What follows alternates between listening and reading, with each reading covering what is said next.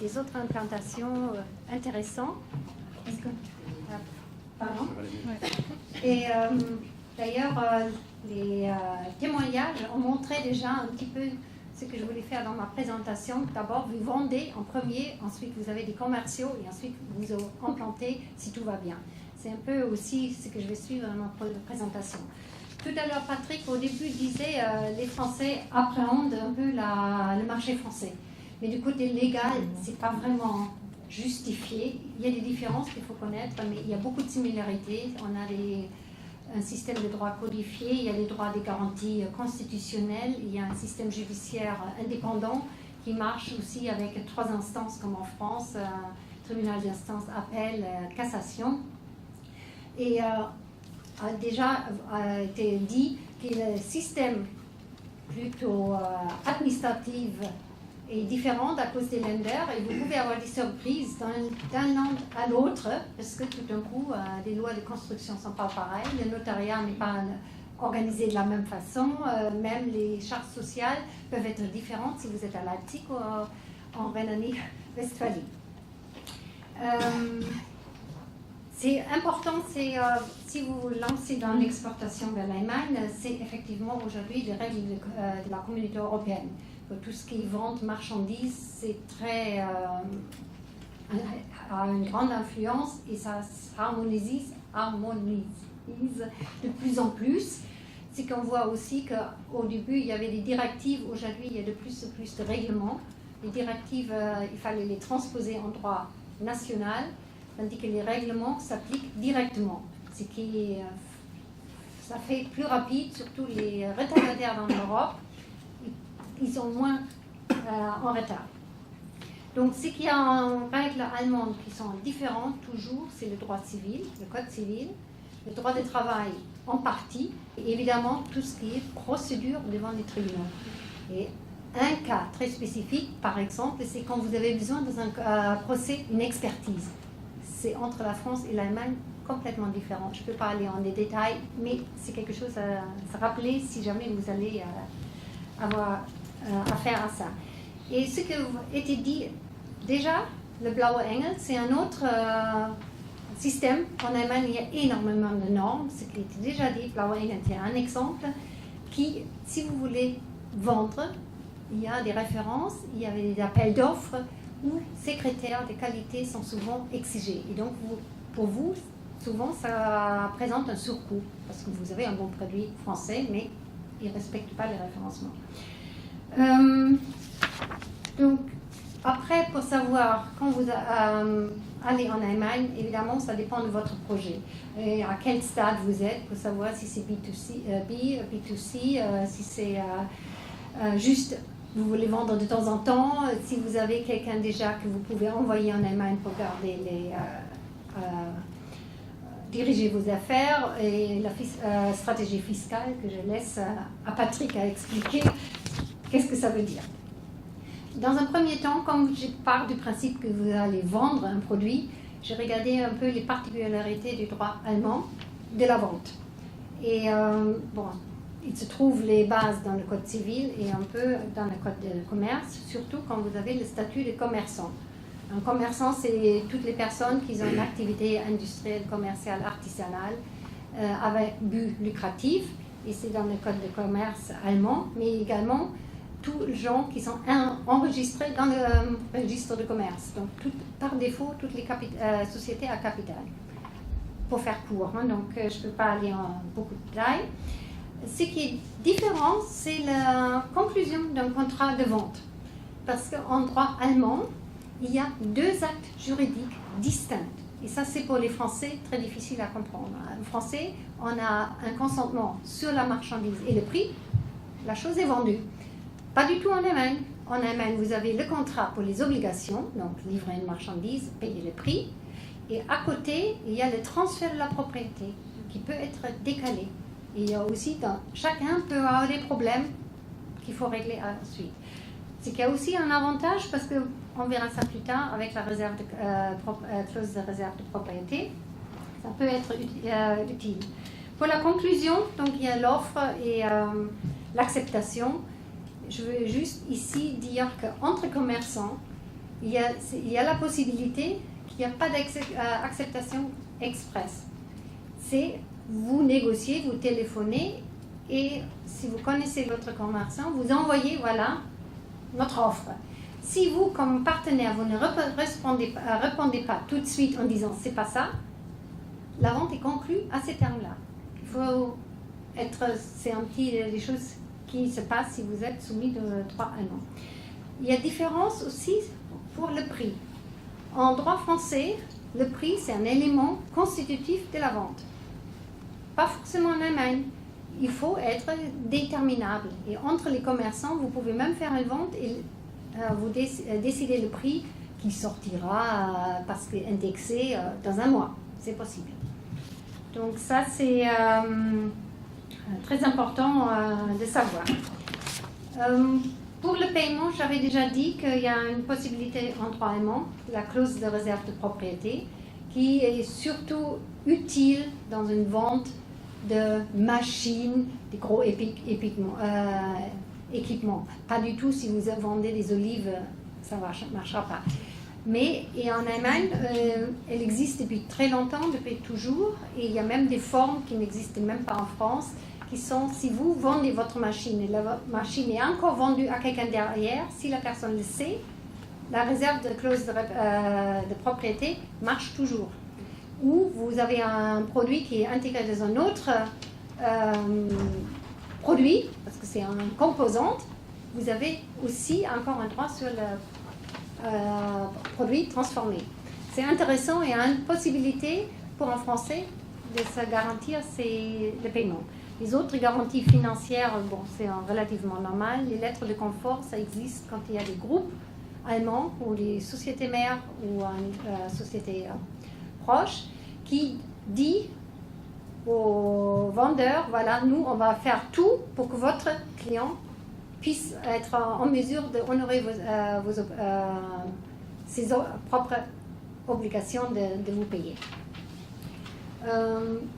Intéressant pour le recouvrement si jamais les Allemands ne payent pas, parce qu'ils sont peut-être pas, quand même aussi, il y a des mauvais payeurs. Il y a la procédure d'injonction à payer qui marche très très bien, très rapide, ça coûte pas très cher. Il y a un formulaire à remplir, vous envoyez ça au tribunal, le tribunal envoie à votre débiteur, et s'il ne se manifeste pas, après 2 mois, vous avez un titre exécutoire. Et pour un Français qui n'a pas d'établissement en Allemagne, le tribunal compétent est le tribunal à Berlin-Wedding. Et il faut savoir aussi, c'est le tribunal d'instance, et il n'y a pas de limite, donc même pour 10 000 ou 20 000, 50 000, vous pouvez utiliser cette procédure. Il y a à côté aujourd'hui aussi une procédure européenne qui, dans mon expérience, ne marche pas encore aussi bien. La procédure en Allemagne, elle est rodée, elle marche.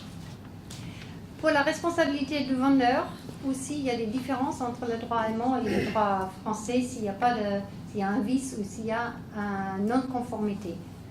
D'ailleurs, le vice caché, comme on le connaît en France, et où la responsabilité du vendeur va très loin, n'existe pas comme ça, il y a non-conformité. Dès qu'il y a quelque chose qui ne va pas dans la livraison de la qualité, même si vous livrez un produit de trop, tout ça c'est un Mangel en allemand. On traduit en français vice, mais c'est un peu difficile. Et pour revenir à ma clause dans le contrat, que c'est différent quand la propriété est transférée, c'est au moment de la livraison. Donc la garantie joue à partir du moment où il y a la livraison. Donc c'est important de savoir. L'acheteur, dans un cas de Mangel ou de vice, a dans un premier temps le choix entre la réparation ou le remplacement de la chose qu'il a vendue. Ici, uniquement si ça ne marche pas, ou le vendeur dit, bon, c'est pas complètement disproportionné les coûts que ça me coûte de vous renvoyer quelque chose, l'acheteur peut résilier le contrat. Et ensuite aussi demander des dommages et intérêts s'il y a une faute de côté du vendeur qu'il doit prouver. Vis-à-vis des consommateurs, on considère que non-conformité ou une vice était déjà présent au moment de la livraison, dans les 6 mois suite à la livraison. Donc c'est un renversement de la preuve. Le consommateur ne doit pas chercher à montrer que le produit était défectueux. Comme disait tout à l'heure déjà, les Allemands, ils adorent, ou au moins ils ont l'habitude de faire tout avec des conditions générales, soit de vente, soit de service, soit... Donc ça existe depuis très longtemps et ils sont très différents de la France, comme disait tout à l'heure ma collègue, parce que il fallait protéger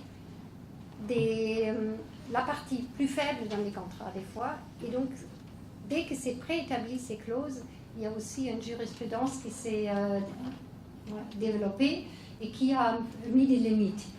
Et différemment que ces clauses sont aujourd'hui intégrées dans le code de commerce et sont une loi de police. Donc ceux-là, vous ne pouvez pas les abroger. Ça veut dire la loi sur les clauses préétablies s'applique. Ce qui veut dire que vous êtes lié par des limitations, par les jurisprudences. Vous ne pouvez pas exclure une garantie, même si vous êtes commerçant, des clauses pénales. Tout ce qui est surprenant et très injuste, ça ne marche pas. Ça marche pas. Des fois, si vous voulez négocier quelque chose, vous avez plus de possibilités si vous négociez ça un par un dans votre contrat, dans la partie, et pas dans les conditions générales. Si vous, par exemple, limitez la responsabilité, il y a des limitations possibles, mais c'est pas facile.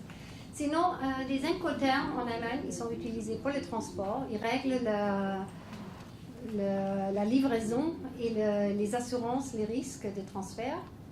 Et ils sont dans la version de 2010. Il y a une partie qui concerne le transport uniquement tout court et une partie de transport maritime.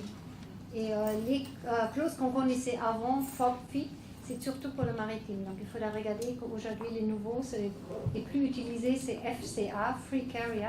C'est un cas que le vendeur n'a pas vraiment beaucoup d'obligations, ou le DAP, Delivered at Place, c'est des livraisons à destination, où c'est le vendeur qui prend le risque pour la livraison. Tout ça pour vous dire, ici, je viens à la prochaine... oui. Les Allemands, ils ont vraiment un principe de liberté contractuelle. C'est très ancré dans les Allemands. Et c'est vraiment, tout le monde peut faire ses contrats, sauf les limites que j'avais déjà dit. Il y a une limite dans le code civil qui sont de bonnes mœurs et un principe de bonne foi et d'équité. Ce qui est intéressant de savoir, juste maintenant pour les Français, c'est que le code civil français va changer en octobre et ces principes-là vont être intégrés dans le code civil français également, comme aussi la façon de déséquilibre dans les conditions générales de vente. C'est intéressant de voir, et on voit, même si ce n'est pas la communauté européenne, que les systèmes de droit s'harmonisent. J'ai un outil qui est utile pour dans la vente des produits manufacturés. C'est un modèle de la Chambre internationale de commerce qui comprend elle-même comme une organisation mondiale des entreprises. Ils ont travaillé sur un modèle où vous pouvez cocher pratiquement les différentes clauses. C'est très pratique et ce n'est pas uniquement pour l'Allemagne, c'est pour tout et ça vous permet d'exporter en Allemagne mais aussi dans notre Europe. Vous avez les mêmes contrats, ce qui est quand même un avantage pour une entreprise s'il ne faut pas faire chaque fois trop de différences pour chaque pays, même s'il faut regarder les détails. C'est un contrat, on peut l'acheter à la Chambre internationale de commerce. Je ne fais pas la pub, mais je trouve qu'elle est vraiment bien. Et donc, elle existe en anglais et en français, avec les termes Incoterms dedans, et elle se base sur la Convention de Vienne, qui est une convention dont font partie la France et l'Allemagne, sur les sur la vente internationale des marchandises. Et elle règle la conclusion du contrat et ensuite l'exécution du contrat, livraison, garantie, ce qu'il faut faire, stockage, tout ça. Donc, juste pour savoir, quand les droits, vous choisissez, supposons le droit français et allemand interne réfèrent pour une vente internationale à cette convention. Donc, si vous ne dites pas, par défaut, elle s'applique. Si vous n'en voulez pas, vous devez exclure la convention de Vienne expressément dans vos relations. C'est intéressant de savoir. Vous pouvez aussi exclure une partie. Bon, j'avais ensuite, mais je crois que je suis déjà en retard sur ma présentation, différentes comparaisons qui vous permettent, après la présentation pourra être envoyée, où aussi loin vont les obligations d'un vendeur et les droits de l'acheteur. Et il y a, en choisissant différents modules, droit allemand, droit français, ou un mélange, vous arrivez à faire ce qu'il vous faut. Donc, pour la recommandation pour les contrats de vente, c'est vraiment de regarder ce qui est le plus favorable pour vous. Regardez bien les conditions qui sont les plus importantes pour vous. Étudiez les conditions générales de votre partenaire et être clair sur qu'est-ce que vous allez appliquer. Parce que sinon, il y a deux qui se contredisent et là, difficile après de savoir. Choisir une clause de juridiction, c'est utile, plus le droit applicable. Évidemment, vous pouvez choisir le droit de Norvège, par exemple, pour un contrat franco-allemand. Ça ne fait pas de sens en pratique, parce que ni les juges, ni pour vous, les tribunaux, comprennent quelque chose après. Donc, et faites-vous aider par les professionnels. Très rapidement, maintenant, pour les relations commerciales. Et là, les différentes étapes étaient très bien dites par Paulin, que je n'ai pas grand-chose à dire, si vous voulez. Il a expérimenté déjà tout ça. Côté droit, il y a soit vous pouvez engager un commercial en salarié ou un agent commercial qui est indépendant. Les deux sont prévus. Le code de commerce allemand prévoit un agent commercial quand il fait organise ses activités comme il veut et ses horaires de travail. Dans ce cas-là, c'est indépendant. Il y a une différence entre un contrat agent commercial français et allemand, bien qu'il y ait la directive européenne sur les agents commerciaux. Une grande différence, c'est dans les cas des commissions à la fin d'un contrat commercial. Et les Français, ils sont partis d'un principe que c'est le préjudice subi par le agent commercial qui arrête son contrat, qui doit être indemnisé, tandis que les Allemands, ils partent du principe que l'agent commercial a le droit à ce qu'il a donné comme profit-bénéfice au mandant. Donc c'est très intéressant de voir comment c'est calculé. Et en France, ça fait en règle générale 2 ans de commission, tandis qu'en Allemagne, c'est 1 an de commission sur 5 ans en moyenne. Donc, d'où de regarder dès le début, si vous avez quelqu'un, pour faire une estimation des commissions, pour savoir si vous vous séparez de ça. Et ça, c'est indépendamment de la faute. Hein. C'est seulement en faute grave que vous n'avez pas besoin de payer des commissions. Pour les autres, le distributeur, bon, c'est la différence d'un distributeur, c'est qu'il va vendre ses marchandises en nom propre, c'est lui qui se rémunère plutôt sur la marge, il passe sur les commissions. Et ce que vous devez regarder de près, c'est toutes les conditions, ce qu'il disait notre collègue déjà, comment agir en cas de problème, garantie, retour, service après-vente. C'est des questions, il faudrait chercher un spécialiste. Et pour ça, je voudrais juste vous dire que je travaille étroitement ensemble avec Dr. Fabienne Kutscher-Puy, qui est avocate française et allemande à Düsseldorf, et vous devez bien la connaître. Et elle est un spécialiste de distribution d'agents commerciaux.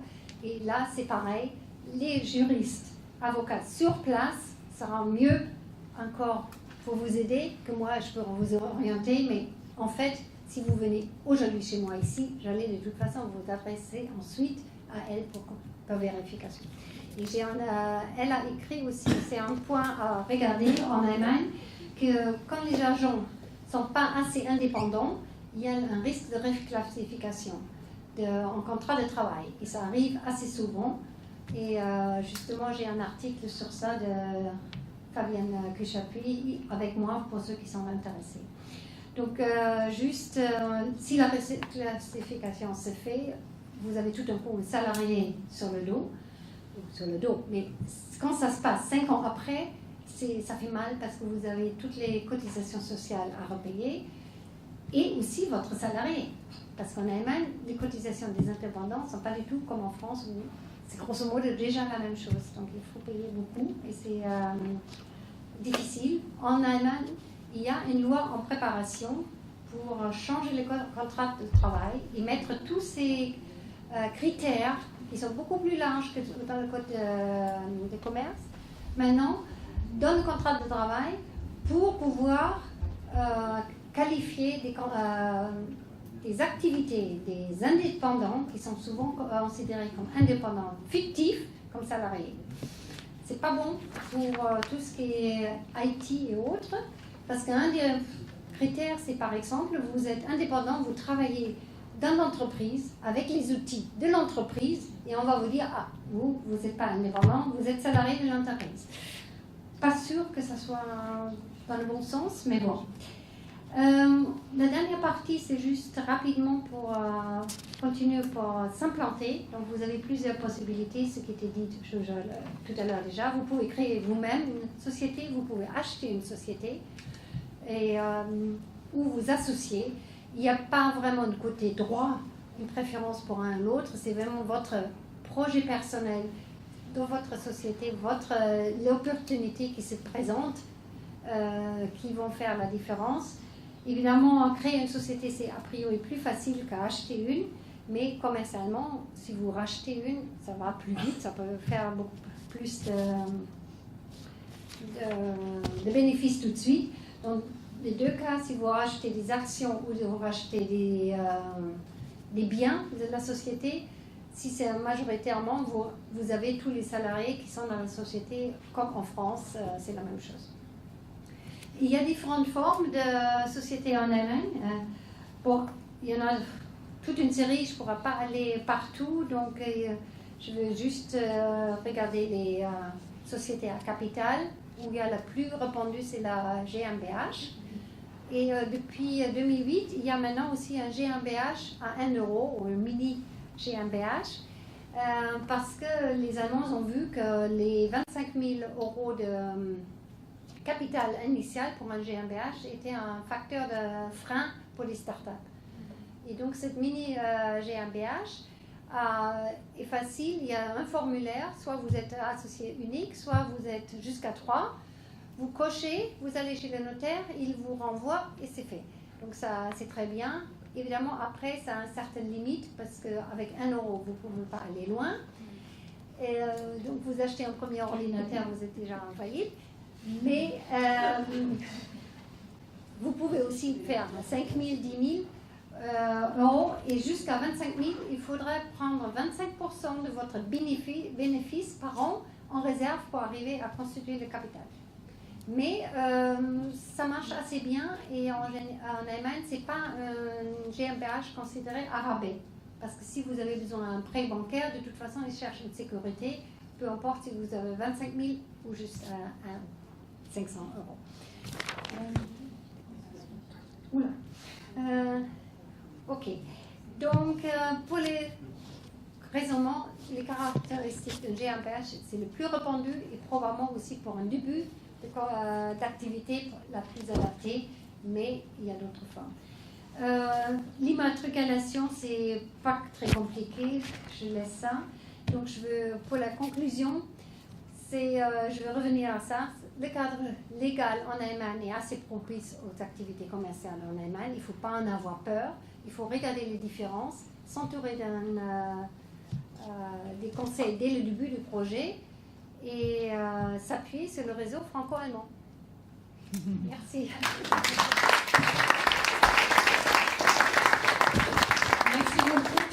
présentation très complète.